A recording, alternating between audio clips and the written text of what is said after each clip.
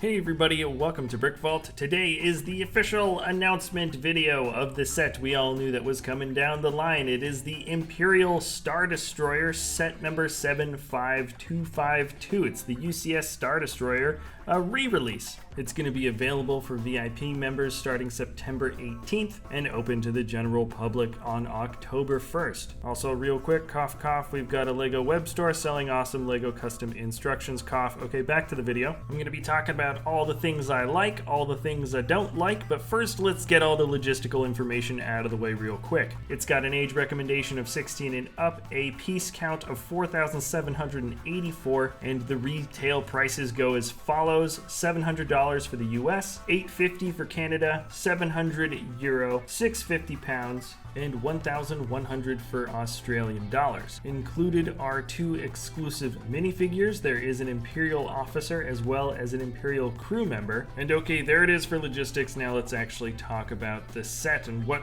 we, or at least I think, okay, let's start off with the box. I do really like the box art. You can see Tatooine pretty darn clear on the front, the blockade runners being chased, and it's got the same brick-built sort of rim siding detailing that we've seen before, but then when you flip it over to the back, it really does actually look pretty cool. You can see a dark, overcast sky of the shipyards in Corellia, which is really fun. The stand here also looks like it's being suspended, like it's somewhat under construction or being held up above the ground, which is different how the original stand worked, which I like. And alright, let's just do it right now before anyone asks. Let's go to rumor time. We've got a ship in the far right corner that from here sort of looks like a GR75, but after you extreme zoom up on this shape, I don't think it is actually that ship. It looks like something completely different. I honestly don't recognize it. Anyways, the rumor is sometimes LEGO leaves the silhouette of a project that they're working on in the future in the box art of something that's getting released now. So silhouette number 2 is a little bit more obvious. At least I'm pretty sure that it's a blockade runner. It's the classic 11 open engines there in the back. The couple of them sort of blend into the background, but I'm fairly certain that's what that ship is, though we did just recently get a big old blockade runner set, so I don't think that's what's coming down the line. And then the most obvious thing that you can see, and it is actually under construction in the artwork here right in the corner, much easier to see than the other two, is an AT-AT.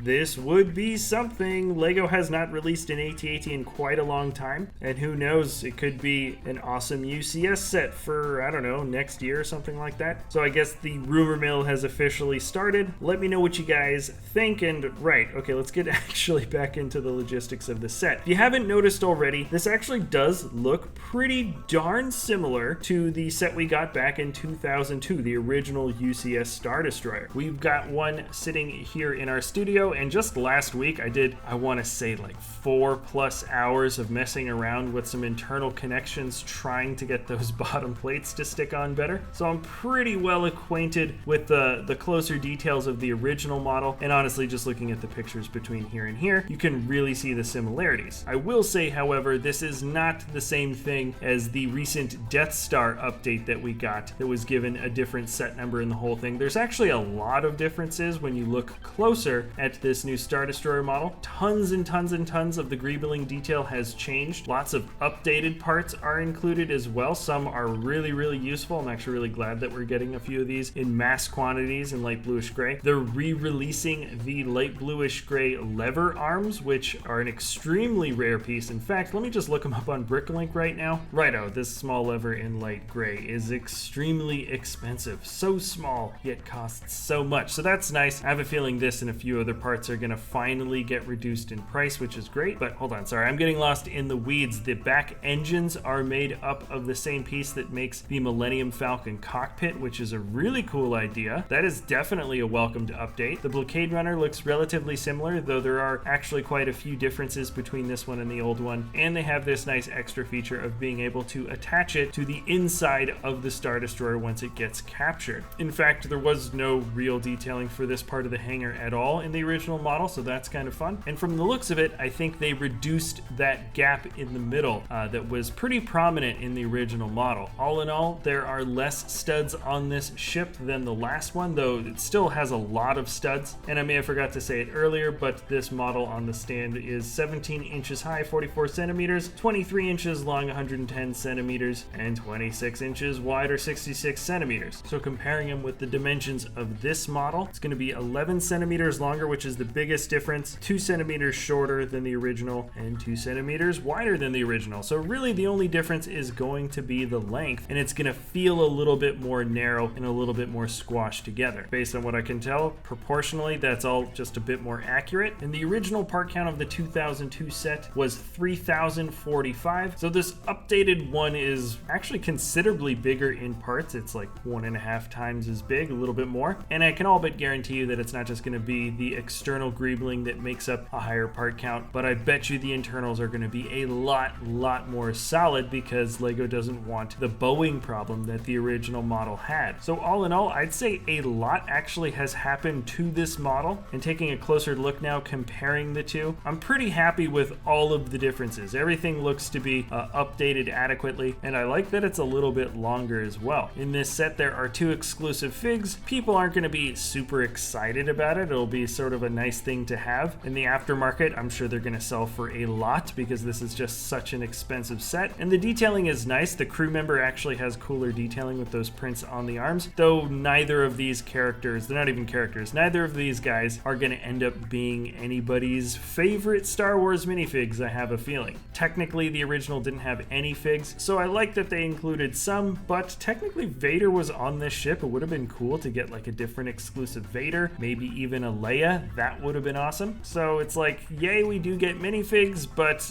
it feels somewhat like a missed opportunity to maybe get some different unique versions of some characters that we actually really care about. And now let's address what I'm going to assume is the elephant in the room, and that's the price. Back in 2002, this set, though considerably less pieces, sold for £250 or $270. And granted, prices fluctuate, and there is of course a bit of an increase in pieces and cost per piece since then with inflation, but $700 is quite a lot. It's technically $100 less than the UCS Falcon, but the Falcon had a ton of exclusive figs and 3,000 more pieces roughly. So I feel like I predict this is going to be the point of contention amongst those that would be maybe hesitant to get the set. Part to price is of course not everything. It really is the volume of ABS that makes the difference, and there are a ton of massive pieces in the set, so I can't say that this price that LEGO gave this set is unexpected. There is just that cultural expectation of 10 cents per part that is gonna throw off some people. I just don't think it's actually that overpriced of a set, if at all. Here in the studio, we absolutely love Star Wars sets, especially when they're very accurate and very proportional, and personally, I really appreciate all these updates that have gone through the model. Many of them are very subtle, and at a glance, you might not see a huge number of differences between the original and this one, but part of that's because the original was just such a good model, and they've